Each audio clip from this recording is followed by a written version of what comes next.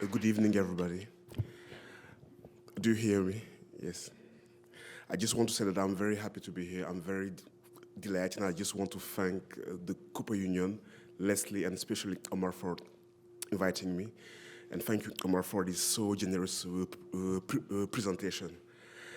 My lecture, the title of my lecture is Reopening the Future, but I have to confess that what I'm more interested in is the Q&A session after, and yes, and to have the opportunity to discuss with you. Okay, so I have to stay right. Okay.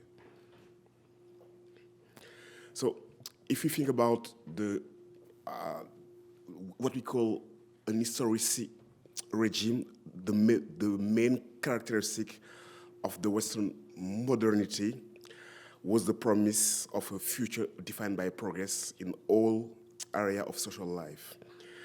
In this regime of historicity, the time to come was characterized by the promise of a greater well-being, and despite undeniable improvement in terms of public liberties, technological advance, and the modernization of social life, the belief that the march of the human history is one of continual progress has gradually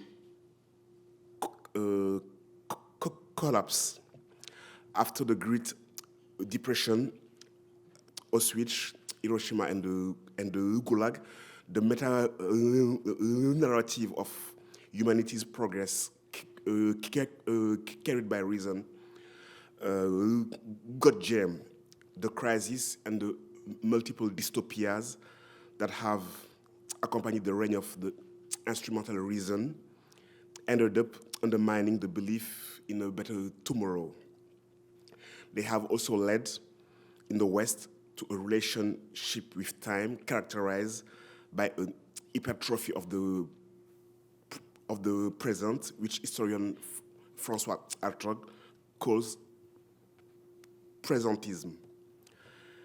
And this hypertrophy of modernity is characterized by a generalized excess in all hypermarket, hypertext, billion of websites, hundreds of TV channels, cloning, extreme sports, etc., as well as by an urgency granted to the present moment, which produce a now man who over-evaluate the present in a comparison with other modality of times, the past and the future.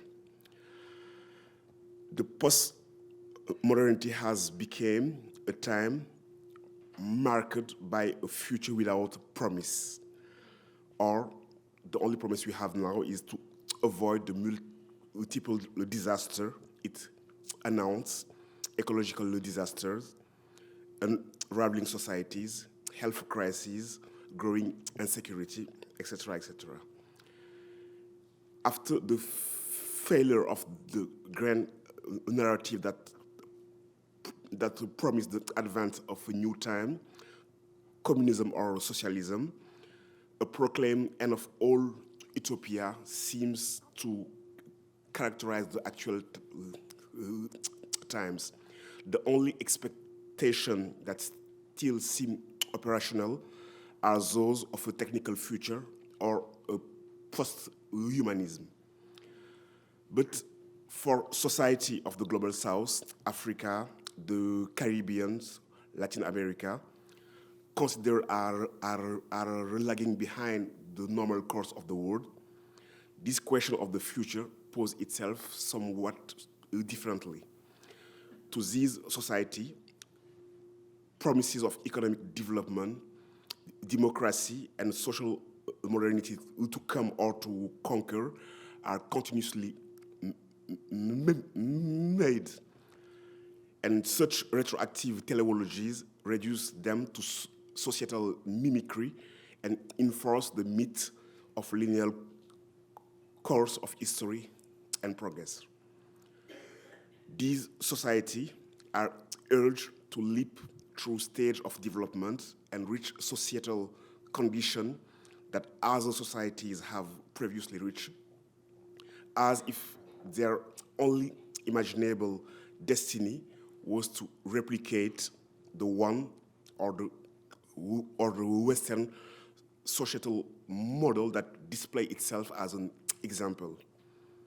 Their difference, their socio-historical singularities, their temporalities, their relation to the present, the past, and the future are systematically denied and viewed through the lens of the lateness.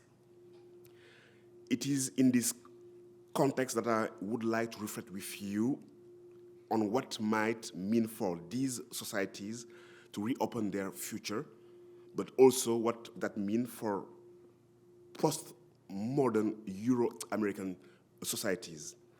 In addition, I would also like to reflect with you on the tools that can help us to reopen the futures. So for African nation, the question of thinking their destiny, their present, and their future is crucial. Thinking it by mobilizing their mythological universe, their history, their cultural references, their symbolical capital. This is what I and others call a decolonial gesture. It's not about retreating into a singular identity or advocating some imaginary purity. It's about relying on existing cultural resources and drawing vital elements from them. No future can be contemplated without a ground, far from the sap and the alluvia of its land and sons. Every society, culture, or civilization hands down an heritage and perpetuate a cultural matrix that carry its identity over time, all the while transforming it according to the evolution of the world. Therefore, we must do justice to the plurality of histories.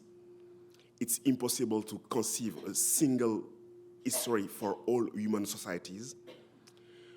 And probably we must break out of the Eurocentrism that imbues linear and progressive conception of history and let go of Europe's master's narrative that condemns all other people of the world to follow its path or engage in a mere repetition of it. We must admit the multiplicity of collectives' way of being and of social form of life.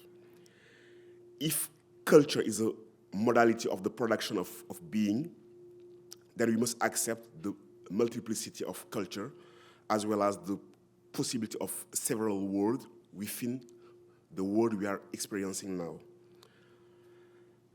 In analyzing the history of society, one must also compose with different scale, global, transnational, regional, local, which interpenetrate. History show that the society have their own trajectories, perspectives, dynamic and temporalities, which can be connected to others. So before further exploring questions related to future, let us linger a little on the present and the way in which the contemporary of African society is portrayed. The present of African continent is frequently represented in the mode of dystopia. Its social well-being is evaluated according to the economicists' categories that have, since the 18th century, dominate the lexicon of social welfare assessment. The dimension pertaining to culture, to psychology, to relationality, to the quality of our links with the living world are generally absent from the lexicon that assess the welfare of societies. Besides, our era is characterized by an obsession with evaluation, with the statistical abstraction of reality, with quantification as a major element of meaning. All of this being part of the current dominance of managerial language when it's come to qualifying social life.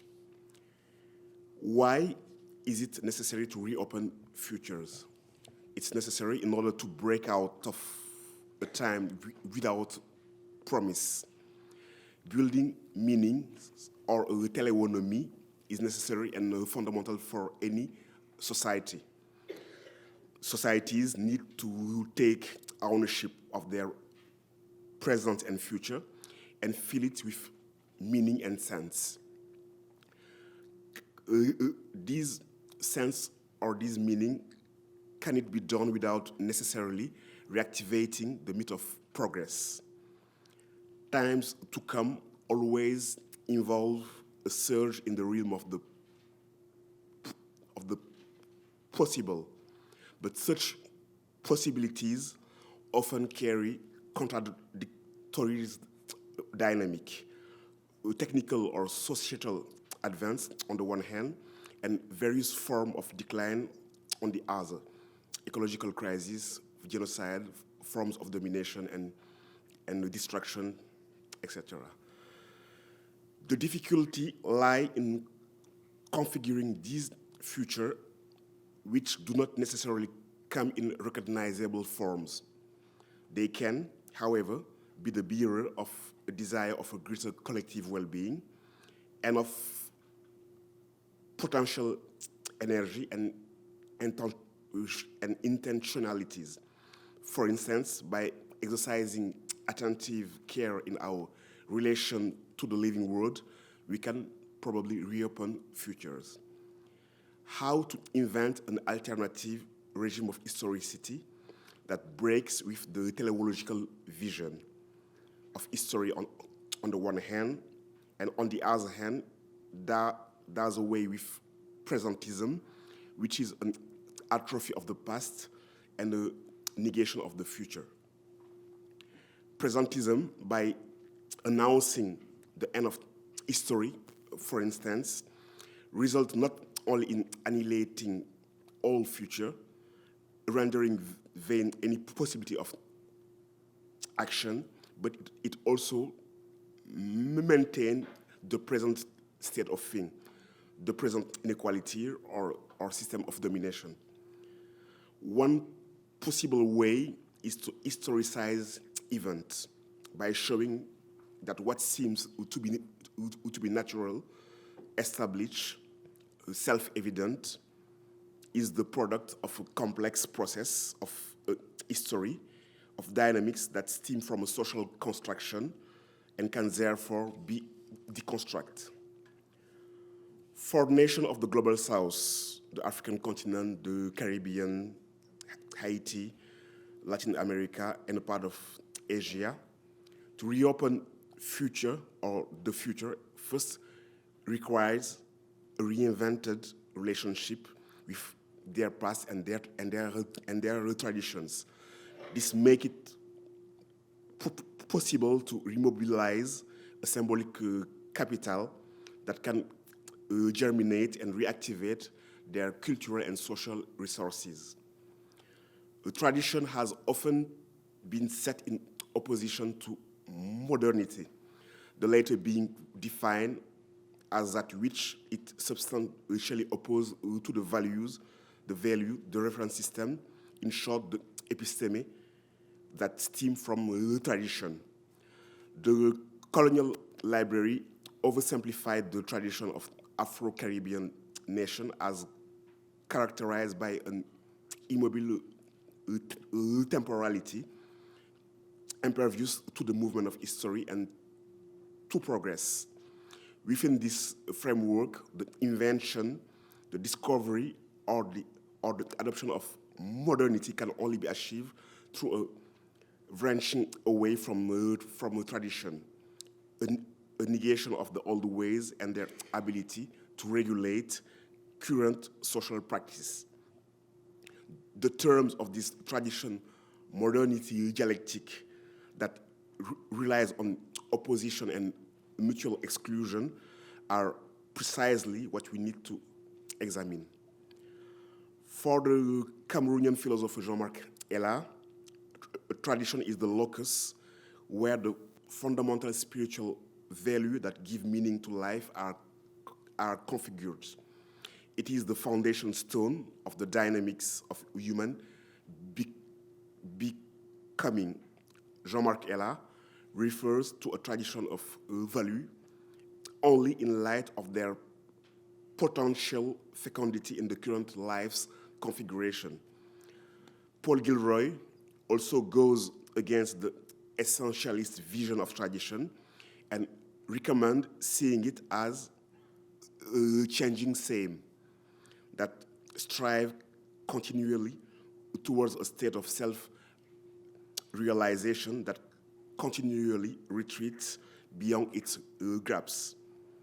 For him, a tradition must transmit fire, not ash. Afro-Caribbean societies, over the long durée of their history, have produced major and fruitful societal innovation that have enabled them to face the challenges of their long and complex history. My point here is not to make a list of them or fulfill some burden of proof, but simply to emphasize that when it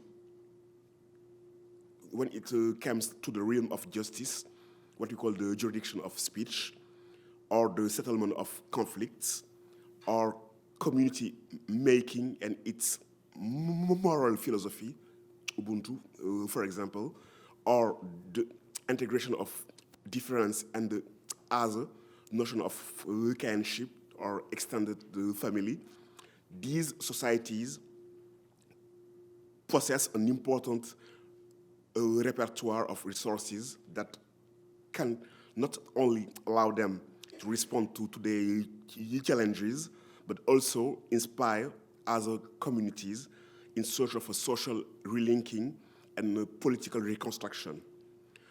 But to reopen the future is also to reinvent the current form of the political and of the economic on the global south, and particularly on the African continent. The recurrence of political crisis in Africa and the Caribbean as a result of electoral processes lead us to question the true effectiveness of this form of electoral democracy, notably its capacity to organize a fair, just, and inclusive political life. On the other hand, the fundamental element of a substantial democracy, beyond the formal organization of election, are sorely lacking in our societal spaces. For instance, an operative system of counterpower, the existence of spaces of deliberation that allow a large number of people to take part in political decision-making, the existence of a social contract based on an equitable sharing of well-being are not met in these spaces.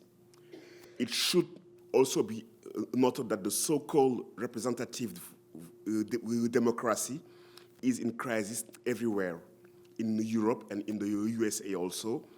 It is held hostage by various oligarchy, economic and financial, intellectual, media elite, and it's reasonable to ask whether it has not been emptied out of its content, in particular when this kind of representative democracy promotes xenophobia, sexism, and vulgarity, and no longer allows a plurality of economic or political options or an effective participation of citizens in the decisions that affect them.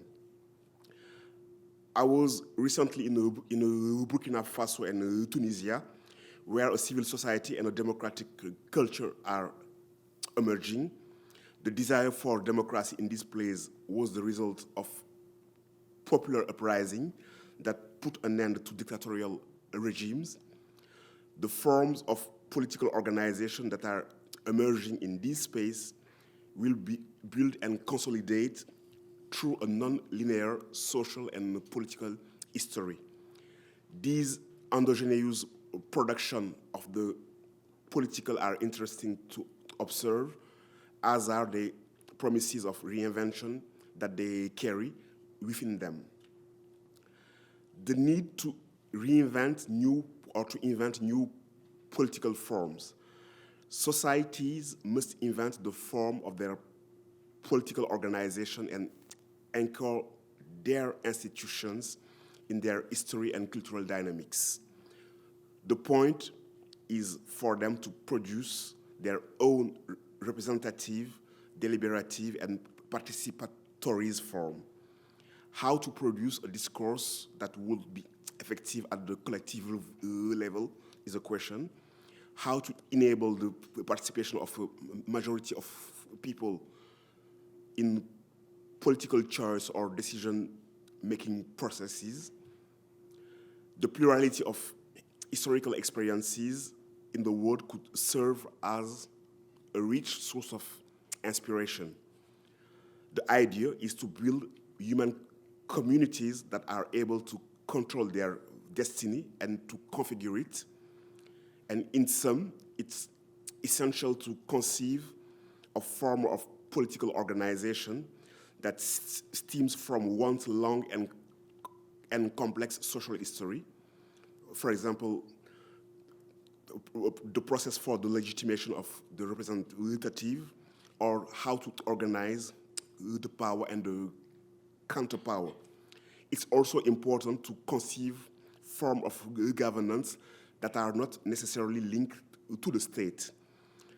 Various forms of self-management already exist on the continent and are anchored in the political and social production of several social groups. Another need is to reinvent the economic relation, or what we call economicity. The idea here starts from the evident crisis of the dominant economy. To think also the economy as a cultural process and to consider the necessity of reinventing its relation to the social field. Our context is that of a neoliberal economy in crisis, and for me, the symptoms of this crisis are the persistent inequalities and the inability of most of the world to meet their basic needs with dignity in the current system. For me, the crisis is not so much linked with the episode of financial crisis we experienced in 2008 or other economic crises, but it's linked with the fact that the dominant economy does not fulfill its basic mission, and his mission or its mission is to contribute to increase the well-being of the greatest number of human beings.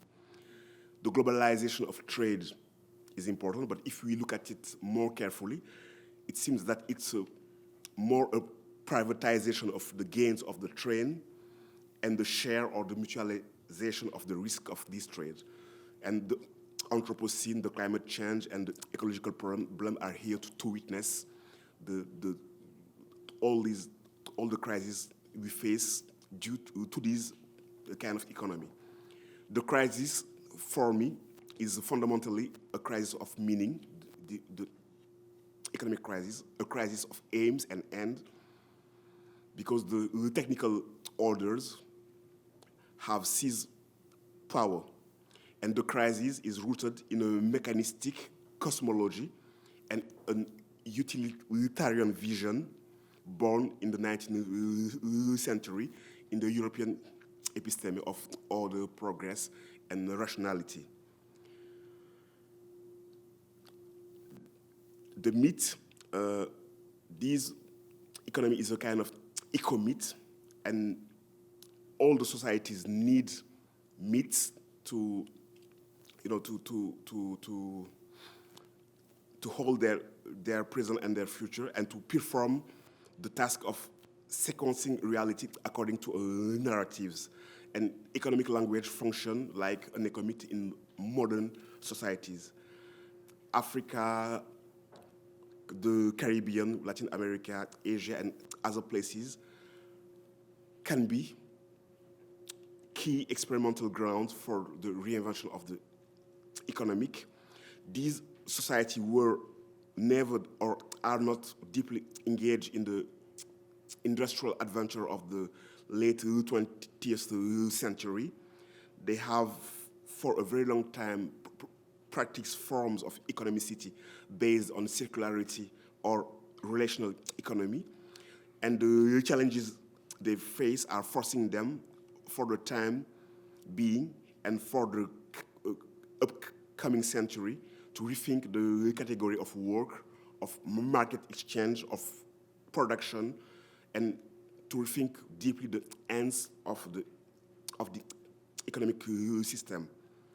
The idea is to explore the economic form practice in societies based on their mythological universe and the genus in Bolivia, African, Caribbean society, and indicate in what way they are creatives, innovative, and could suggest new paths for rethinking the economy in a global way.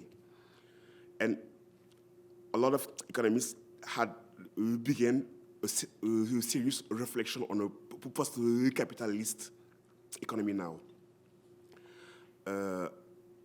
Main feature of this economic action are embedded in their respective social culture. The economic is not a separate order, and it's characterized by reciprocity and circularity. And these economies are included in a larger social system.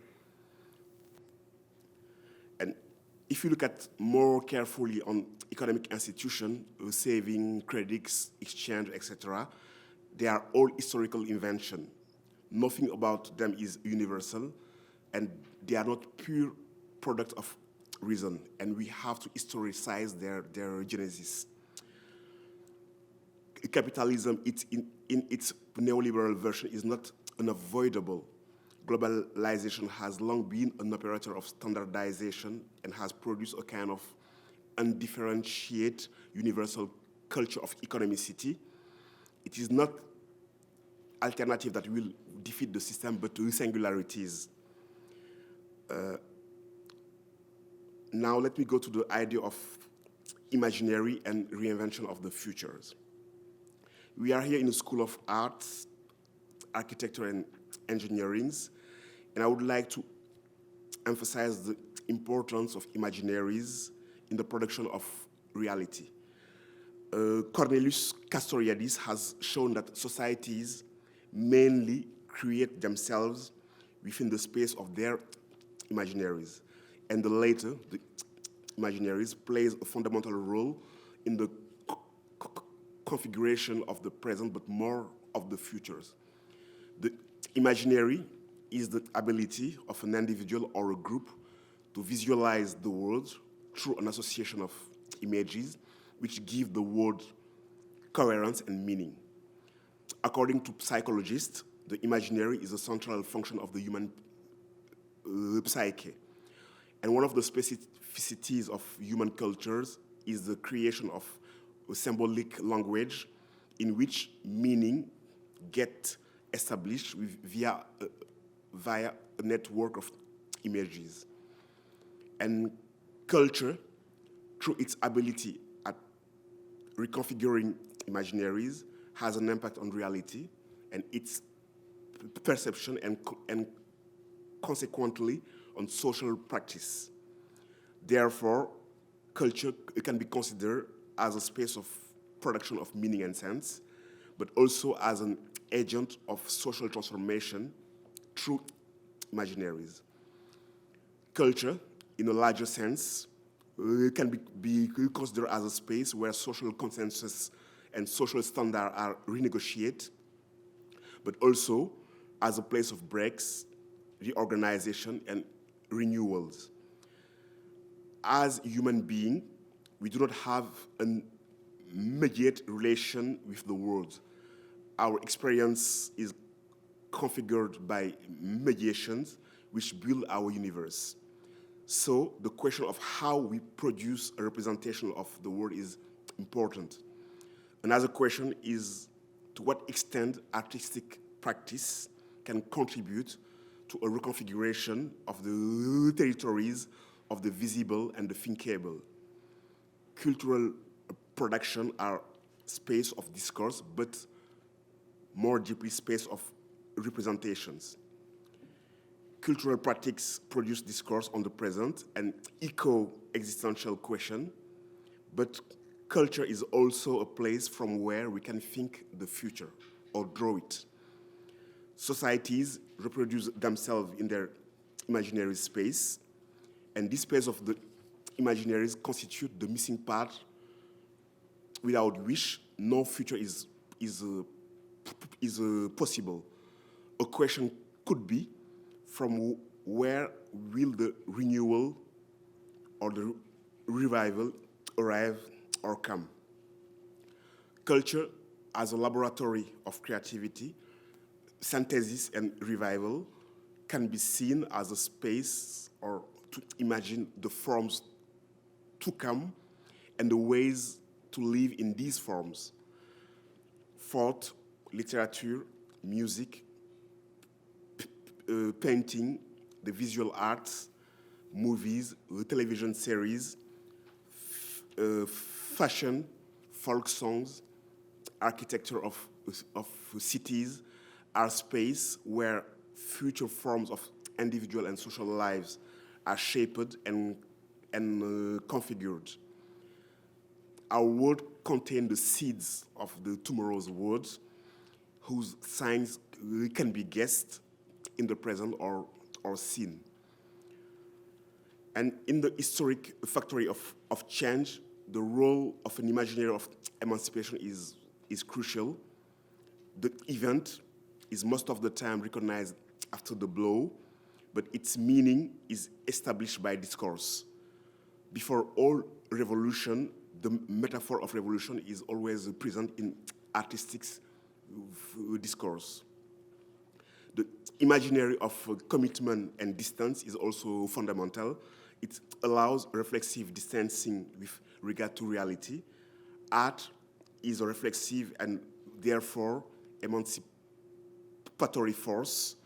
It authorizes utopia, which tears the weft of a time that aims to be unchanging and allows a glimpse into something that does not yet exist or even prefigure it.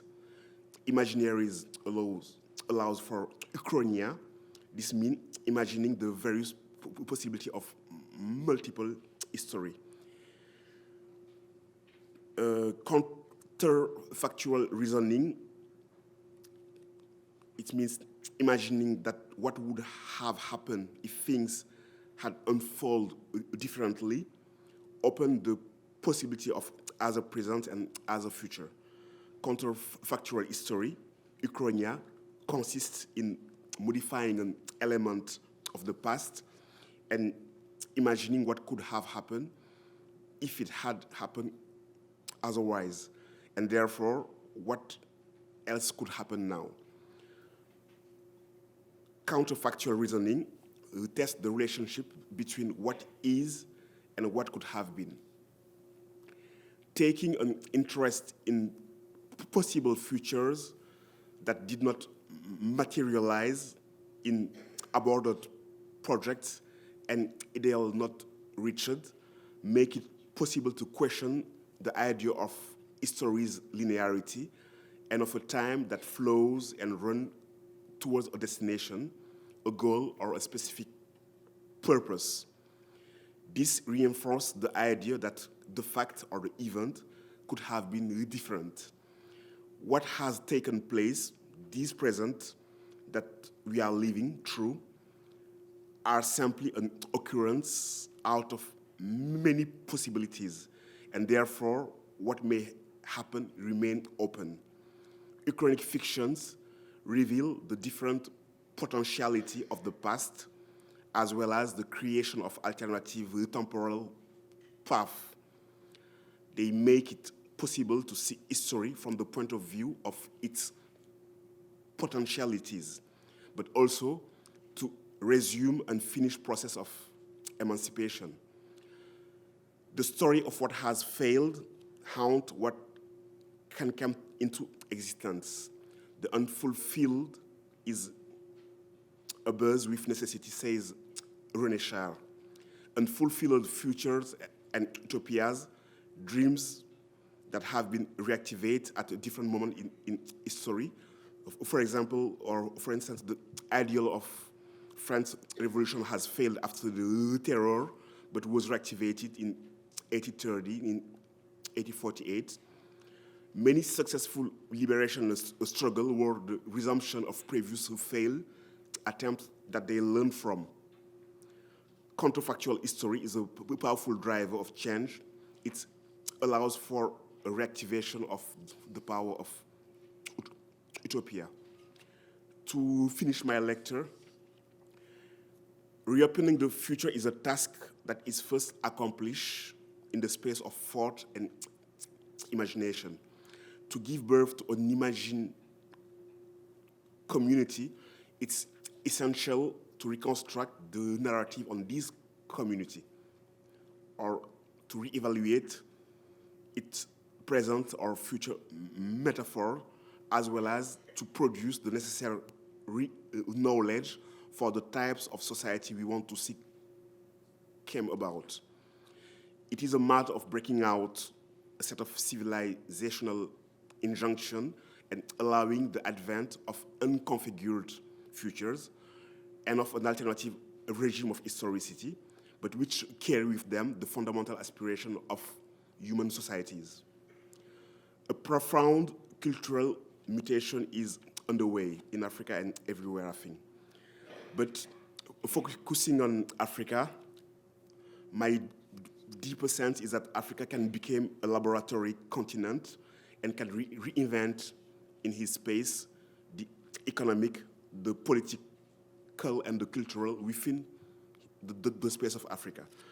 It has all the necessary assets for this reinvention: the youth, the space, the resources, and the fact, I've already said it, that the African continent is not fully engaged in the industrial adventure of the 20th century. It can therefore act differently and propose a different equilibrium between the economic, the ecological, the political, and the cultural orders. By opening up new horizon of expectation, it could open its space of possibility to infinite universe. The world is to be recreated and perfect always. There is a constantly renewed genesis of all things. The eternal incompletion of forms require their constant reinvention. Each society, each culture or civilization pass on its cultural matrix through the time while transforming it according to evolution of the world. Fabien Ebousi-Boulaga, who is a Cameroonian philosopher, indicates that it's by culture that human beings gave birth to themselves. It's also by culture that human societies gave birth to themselves as autoproduction of oneself from what one is toward what one is not yet. The deeper revolution is cultural, it's my belief, and it's in this space of culture that we have the privilege and the responsibility to act. And I thank you for your pleasant attention. That's it.